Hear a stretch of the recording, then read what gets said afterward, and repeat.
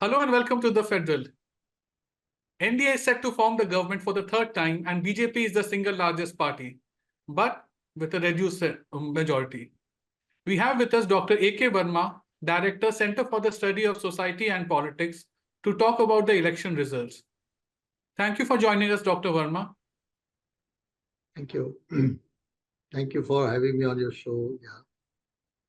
Sir, NDA is likely to form the government, and BJP is the single largest party. How do you look at this verdict? I'm a little, nonplussed because of the exit poll trends shown yesterday, because there was a mindset that BJP is coming with a comfortable majority and the NDA is nearing to its target of charge for power and all. So all that was in mind.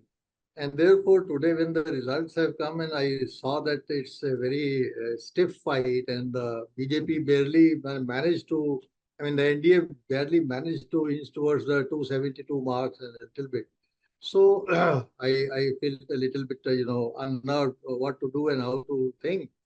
My first reaction is that in spite of very hard work done by Prime Minister Modi so far as the election campaign was concerned, and looking at his age, he did a lot of labor, I should say, for the party and for the government.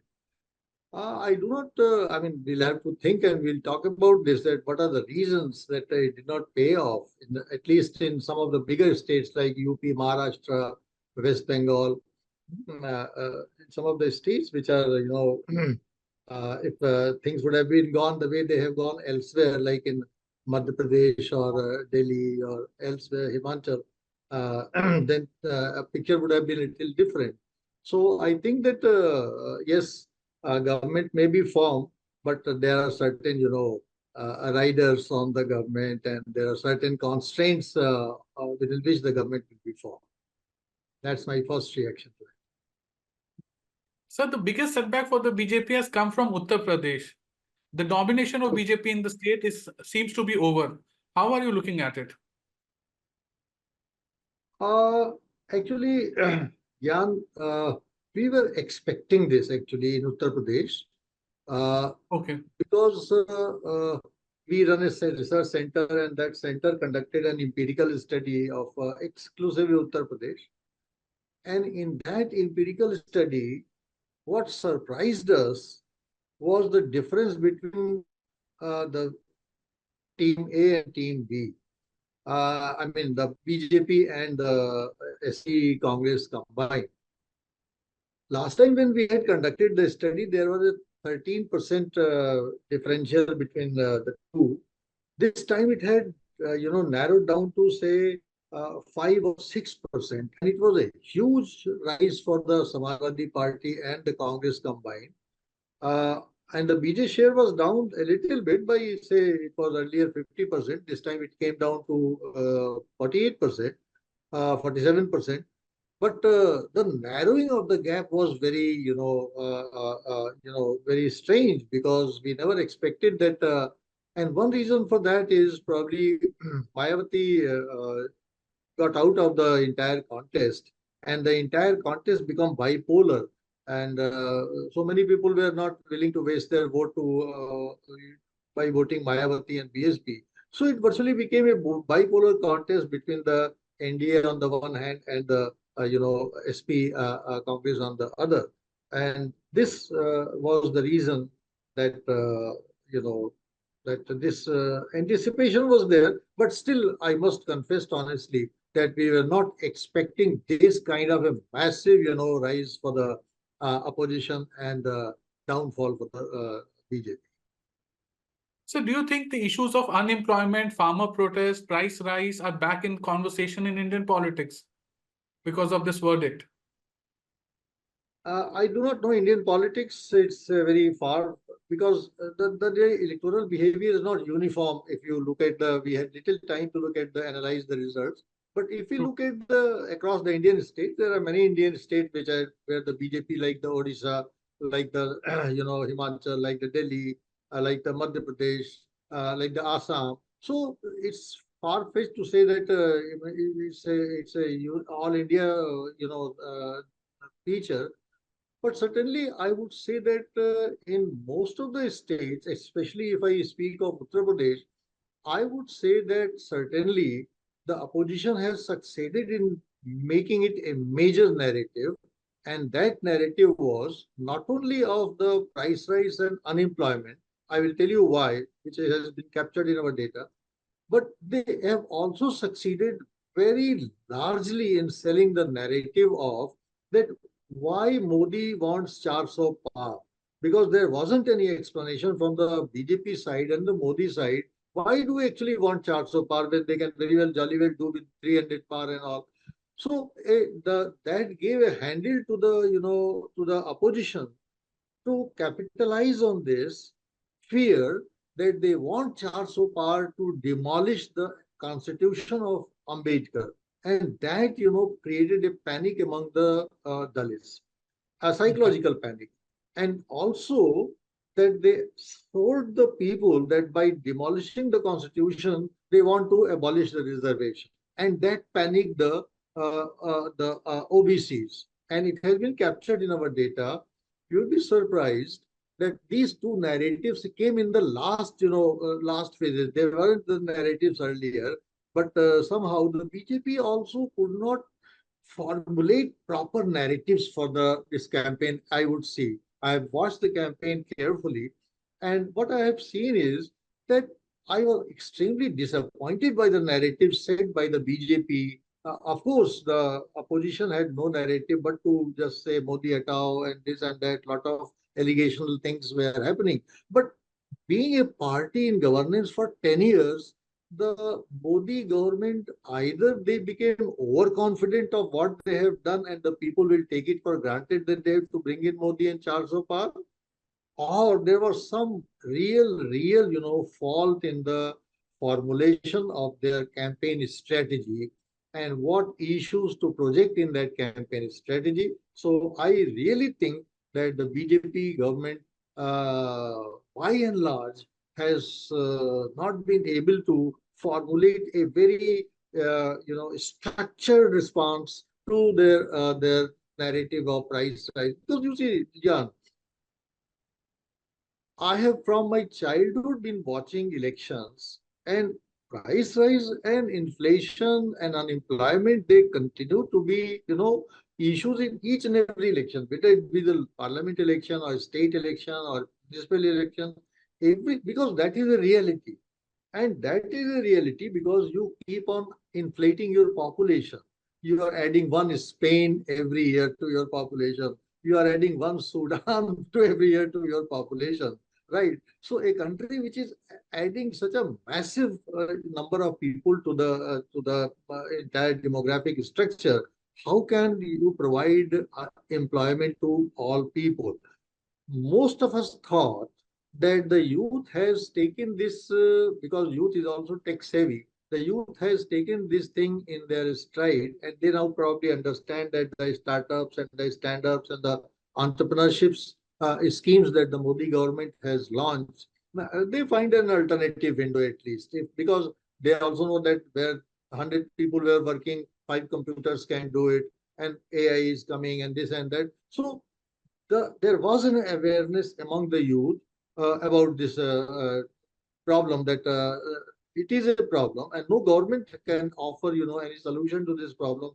Any government which comes will have to face this problem of unemployment and price rise, but somehow the opposition was successful in selling this issue of price rise. And so the price rise, the inflation, the unemployment on the one hand, and the probability of getting charge of power and then demolishing the constitution and abolishing the reservation, to my mind, was a very powerful narrative that panicked the Dalits and that panicked the OBCs.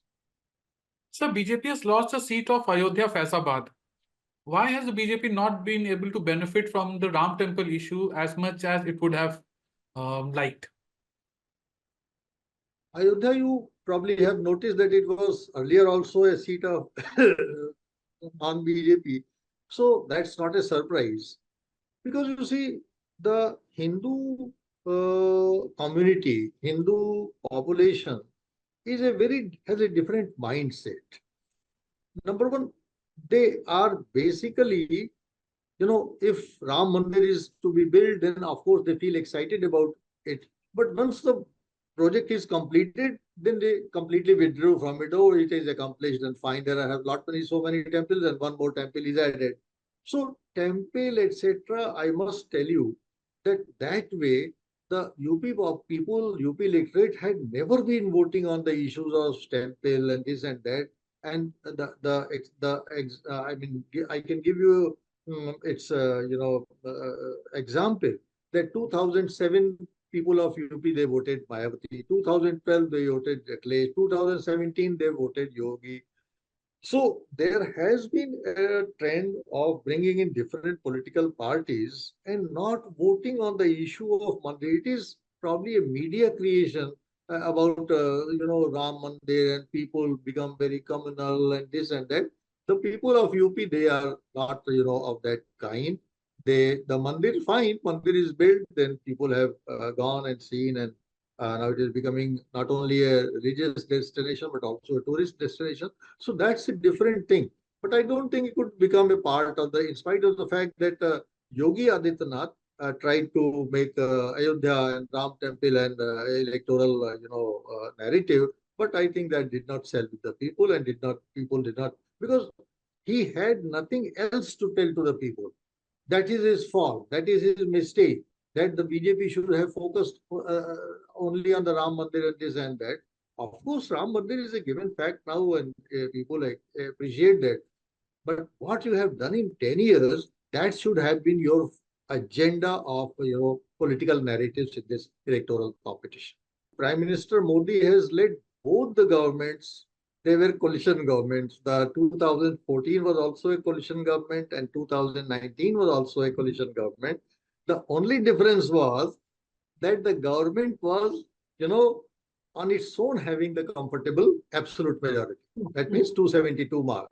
So, in spite of, and that's to the credit of BJP, I must say, that in spite of having 272 in 2014 and 303 in this 2019, they still did not had the arrogance of running the government on their own, and they had a coalition in both 2014 and 2019. So I must tell you that Prime Minister Modi has an experience of running the coalition government without compulsions, of course.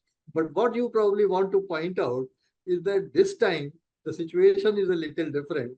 And this time, running a coalition government is a compulsion and not a choice. So that's the difference. And therefore, I must say that already, probably yesterday, probably Nitish Kumar was meeting him today. Modi rang up in Chandrababu Naidu and all.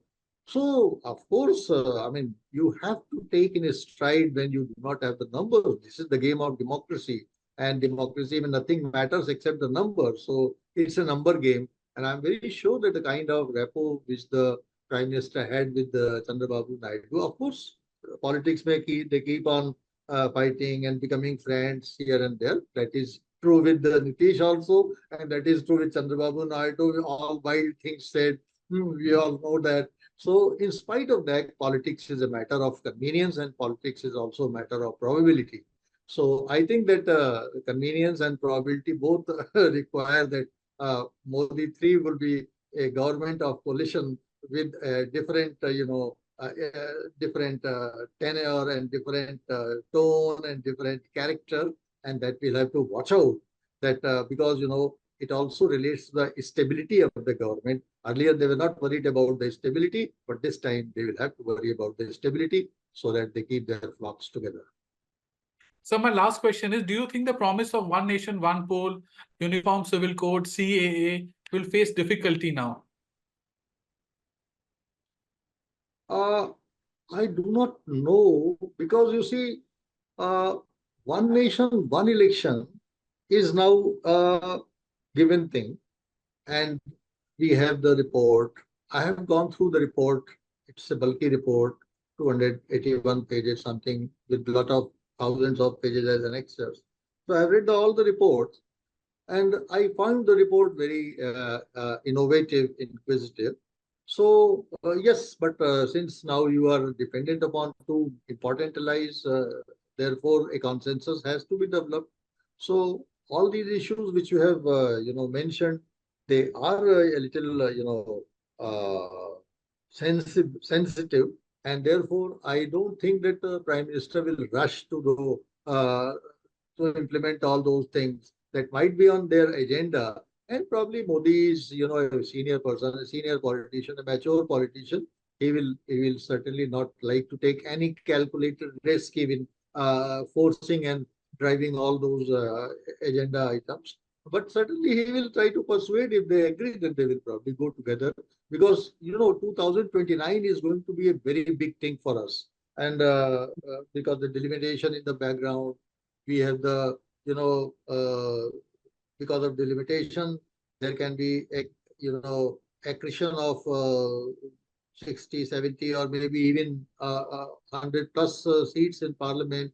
Then we have to have the women's reservation. So all those things are in the pipeline, and therefore the full support of the NDA allies would be warranted to implement all those things on the. Thank you for sharing your thoughts, Dr. Verma. It was a pleasure.